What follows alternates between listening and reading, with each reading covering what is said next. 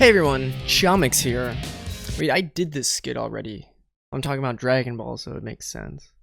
Hey everyone, chaomix here. I'm a super fan of Sonic the Hedgehog, obviously. And I'm sure it's super easy to tell, I'm also a huge fan of Dragon Ball. Look no further than my profile picture or my Instagram account. Heck, just look at the thumbnail to this video. I love drawing Dragon Ball. I also like drawing Sonic, he's pretty cool. These were literally the two things from my childhood that got me through to the end of the day. I'd come back from a long day of school with the comfort of knowing a new episode of Dragon Ball Z would be waiting for me at home. And after that, I'd be able to chill with some Sonic Adventure 2, maybe do a little bit of chow raising, you know, all that good stuff. These were my bread and butter, my peanut butter and jelly, my steak and potatoes. Damn, I'm kinda hungry now. They were my lifeblood, and they still are. And I know so many other people who enjoy both Dragon Ball and Sonic together. This isn't always the case, and this is purely anecdotal, but I found that the majority of people that like one series tend to like the other just as much. There's something about Dragon Ball and Sonic that give off this same vibe.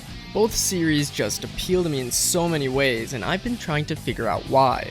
I've come to realize it's no coincidence for my equal obsession in Dragon Ball and Sonic. They have a lot in common. In fact, I know for certain there was a ton of direct influence from one to the other. But I'm far from the first person to point out that these series have a lot in common.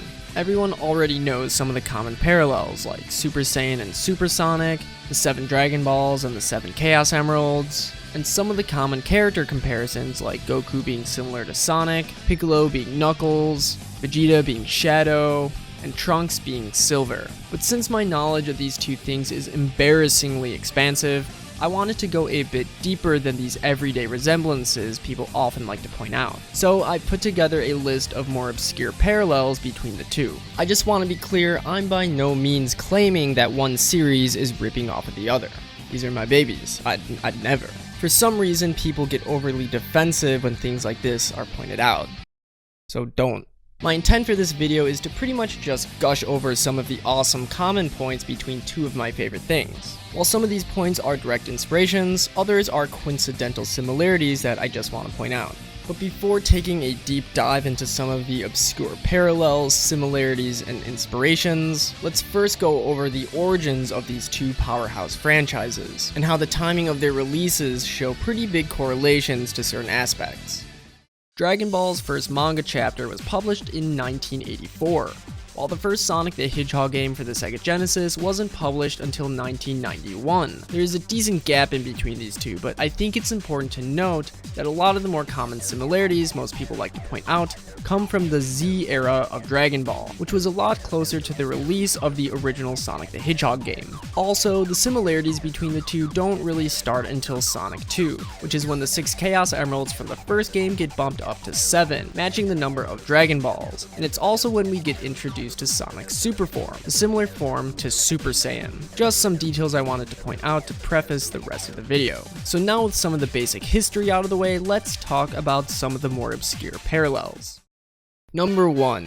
First off, both series can be considered to fall under the shonen genre. Shonen being Japanese for young boy, which is the demographic this style of media is tailored to. More specifically, this genre contains stories that are usually filled with action, adventure, and a colorful cast of supporting characters and villains. Dragon Ball practically invented the golden format for the shonen genre. It's the granddaddy of all shonen. Many of the common shonen tropes were done first in Dragon Ball, and it's widely respected for paving the way for modern shonen storytelling. Yuji Naka, the creator of Sonic the Hedgehog, was a huge fan of shonen manga and absolutely adored Dragon Ball. Naturally, he would go on to take inspiration from it, like many other series would at the time.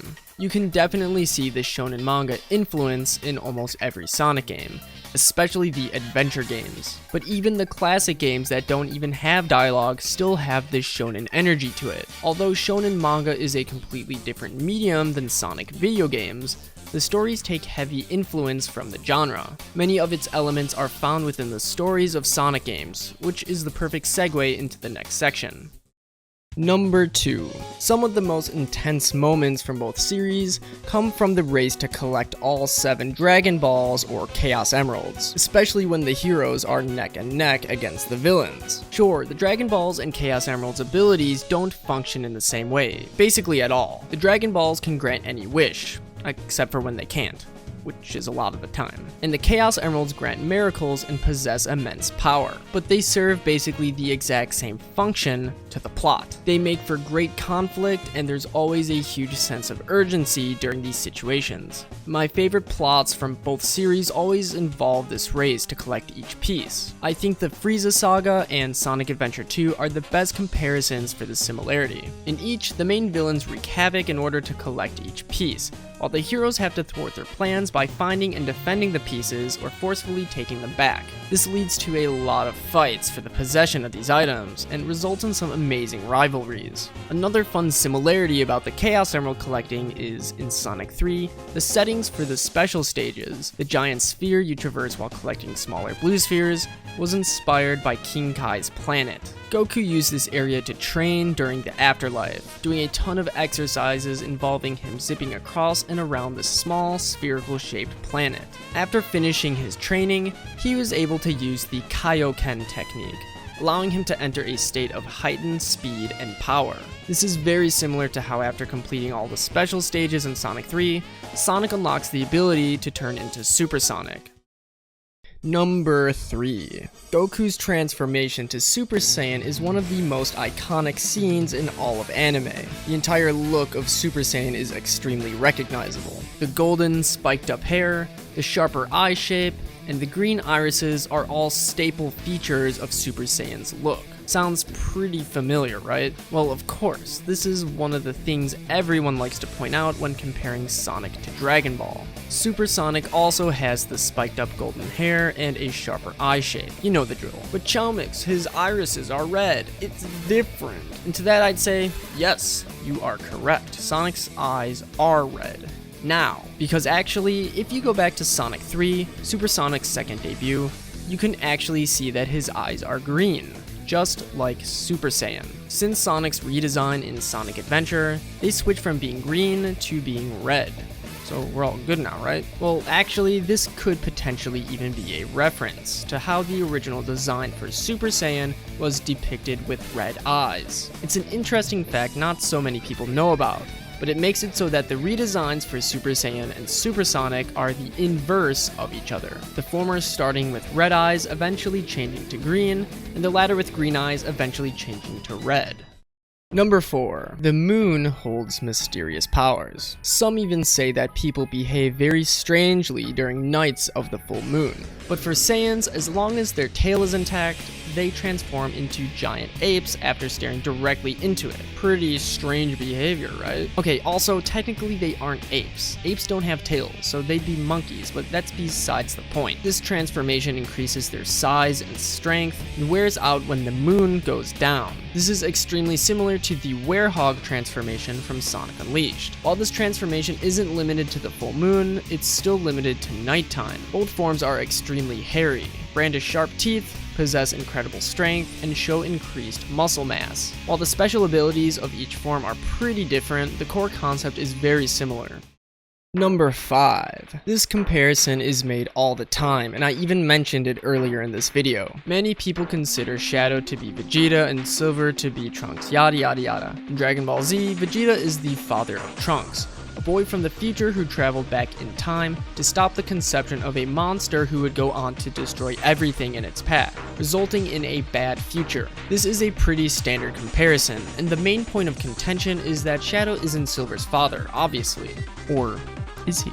In Sonic and the Black Knight, Sonic runs into several alternate universe versions of his friends from his reality. These characters are all based off of King Arthur's Knights of the Round Table.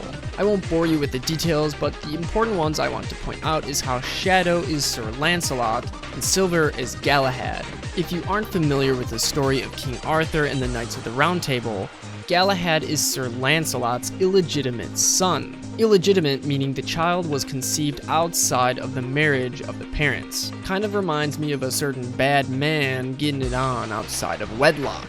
Not in my Christian mind. Trap server. In Black Knight, it's implied that Silver is a descendant of Shadow, making for another strong parallel to the Vegeta and Trunks comparison. When you bring up anime, many people will think of Dragon Ball, and when you bring up video games, the same could be said for Sonic the Hedgehog. These two series are both incredibly successful and celebrated around the world by many. Personally, I couldn't have one without the other. They go hand in hand for me, and I fully enjoy the parallels that they both share. Again, I just want to reiterate, this video wasn't meant to bash one series or claim that one stole from the other. I can't even go on to express how much I enjoy and love these two things. They both pretty much define my childhood and had such a big impact on my art and other creative endeavors. If you're a fan of one but don't know too much about the other, I'd really recommend giving the other a shot. You may end up liking it just as much, which is what happened to me, and I wouldn't have it any other way. Hey everyone, thank you so much for making it to the end of this video. If you like what you saw, smash that like button and subscribe for more content similar to this. I make at least one video every week, and because I'll have more free time around the holidays, I might end up doing more. Let me know in the comments below if you know of any other obscure parallels between the two series. I stream every Wednesday and Sunday, so if you want to see me play some games, come on by and say hi. And finally, if you're a super fan of my content, make sure to join the community Discord. Link in the description. And as always, I hope everyone has a fantastic day. Peace.